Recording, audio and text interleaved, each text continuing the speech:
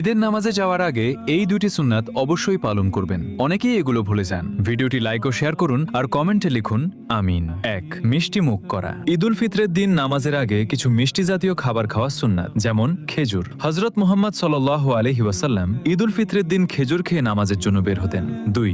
আসা যাওয়ার পথ পরিবর্তন করা। আরেকটি সুন্নাত যা অনেকেই জানেন না, ঈদের নামাজে এক রাস্তা দিয়ে যাওয়া এবং অন্য রাস্তা দিয়ে ফিরে আসা সুন্নাত। ঈদের আগে এই বার্তাটি শেয়ার করুন যাতে সবাই এই সুন্নাতগুলো জানতে ও পালন করতে পারে।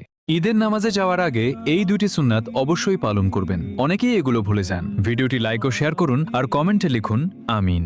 ১. মিষ্টি মুখ করা। ঈদ উল ফিতরের দিন নামাজের আগে কিছু মিষ্টি জাতীয় খাবার খাওয়া সুন্নাত, যেমন খেজুর। হযরত মুহাম্মদ সাল্লাল্লাহু আলাইহি ওয়াসাল্লাম ঈদ উল ফিতরের দিন খেজুর খেয়ে নামাজের জন্য বের হতেন।